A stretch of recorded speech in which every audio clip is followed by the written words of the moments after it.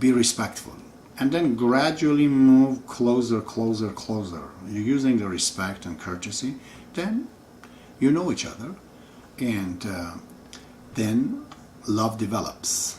But casual attitudes in the West is not very nice also. They're so casual about everything. Courtesy is not there. To be hospitable. This is something, again, Western people have to practice this. Persian people and all they have. In order to be hospitable, you have to cut the ties to the central core of the civilization. It's in Hollywood. It's the TV, you know. Cut that out, then you have nobody at home. You call your friends to come and visit you. Become hospitable. To be preserving. To be detached. I spoke about those things. To be absolutely submissive to will of God, but first try to understand will of God. Make sure that you know what the will of God is. Don't use your concept. Not to stir up mischief.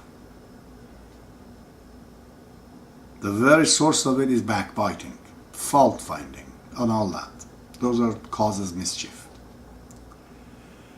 Not to be hypocritical. Oh, hypocrisy is the worst things. I was reading in Adiyeh Hazrat Mahbub, one of the first Baha'ullah's book, I think, prayers that was published at his time, time of Abdullah, I think, or his time, in Egypt. He says to a woman, her name is Begum, he says, be in the company of hell, but do not be a double face.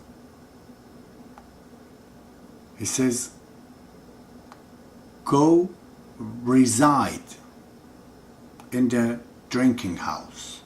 That's what they call it, drinking house. Means where you get intoxicating drink. He says, but he says, don't go into the path of hypocrisy. Baha'u'llah says, be an infidel. Don't be tricksters. Don't trick, don't cheat. Be an infidel, he says to her. So much hypocrisy is bad. Not to be proud. You know, everybody says, I'm proud of this, I'm proud of. Proud of what? With relation to who? Another human being? Isn't he you? You know. Not to be fanatical. We talked about on the fancy imagination. Fanatical. The one guy one day called me in Toronto. He said, I've read your books and I kind of agree with you. I'd like to talk with you, discuss it with you. I said, okay.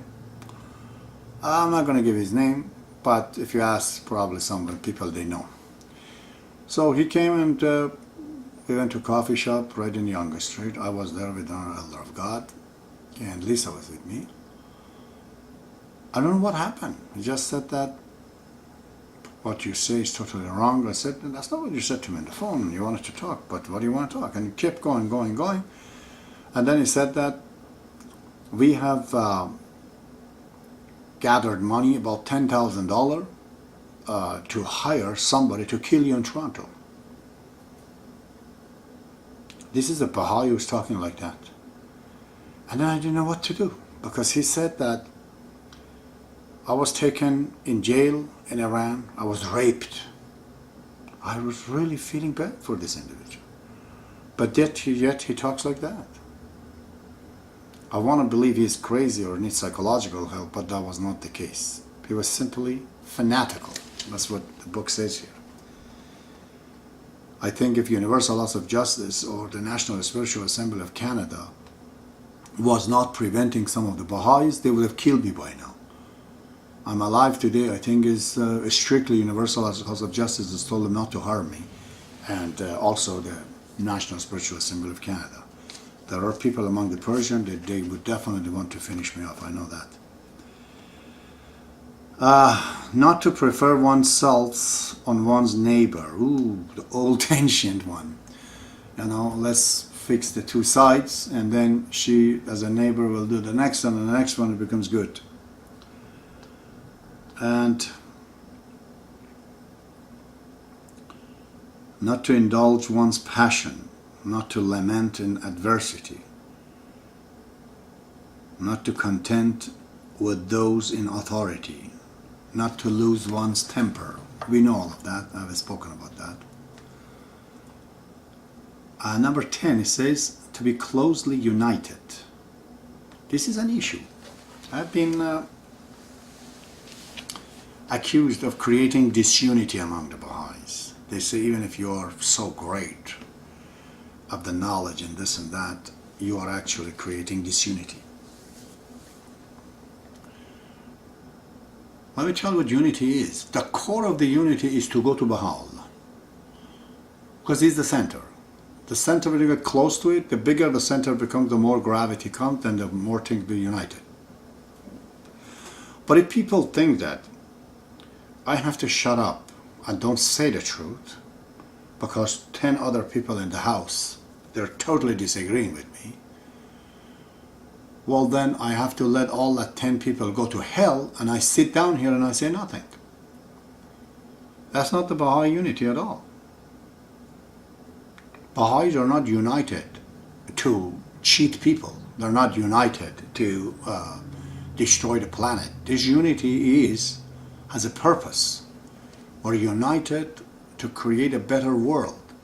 And if you want to create a better world, then we have to understand the center of it, which is Baha'i faith. There's a book written by Baha'ullah, same as the Book of Certitude, with a reference to the Babis. The book is called Book of Baha'i. And in there they tell to Baha'u'llah that what is going on, that Bob just died, not even 50 years, and you're already starting a new religion. How could there be a prophet comes and one wants to come right away so fast? And Baha'u'llah explains in that book to them that this is not, he says, sedition. This is the truth. The truth has to be told. So, the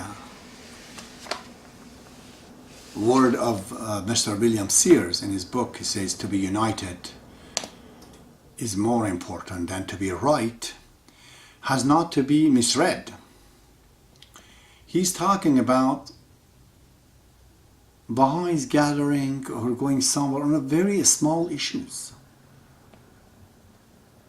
He says, by right, he's creating an irony.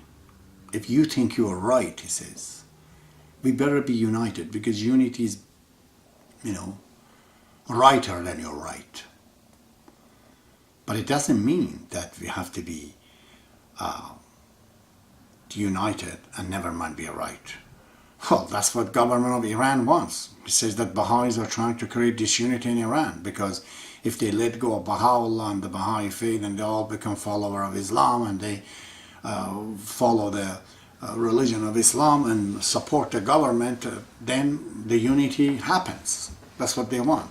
What is the core of unity? What's the purpose of unity? The purpose of the unity to spread and propagate the truth, not falsehood. If millions of people united, creating a company of thieves, no good. So to be closely united, which means get to Baha'ullah, get to Baha'i faith, get to that, then you will be closely united. Okay, and the number 11, it says to respond to invitations. I will be talking about arrogance and shy. A lot of times we're shy. The people are shy, I've seen them, but they seem that they're arrogant. Actually, they're not arrogant. They're simply shy. And they don't want to come close. This is something that is very, very important, that we can operate as a human being when we are more and more in contact with others. Our ability comes up. One has to have many friends from different creeds, different races. Be really close friends. Because that is what to be accepting the invitations are. When they're inviting you to go somewhere, you have to go. Even if it is a game. even if it is to watch a movie. We have to go because that makes us to start to associate, you know. The key of the human power is associations, the more rightful associations, not associations the companies are bad. All right, I seem to be tired.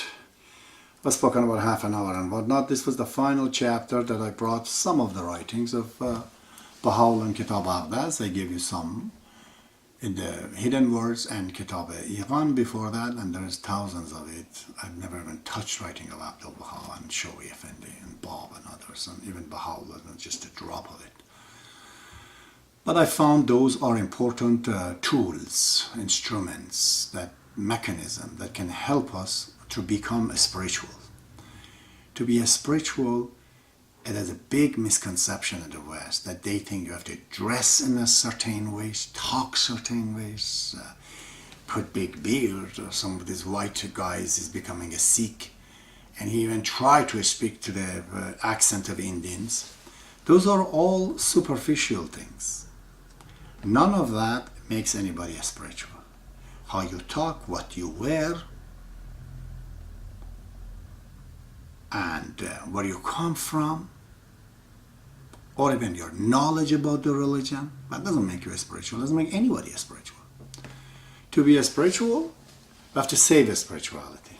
Is those attributes. I'm going to talk on the 6th chapter next time, where we're going to see what is this spiritual gain and attributes. Starting from love, we get going to find out how many are there. All right. May God be with you. Allahu Akbar.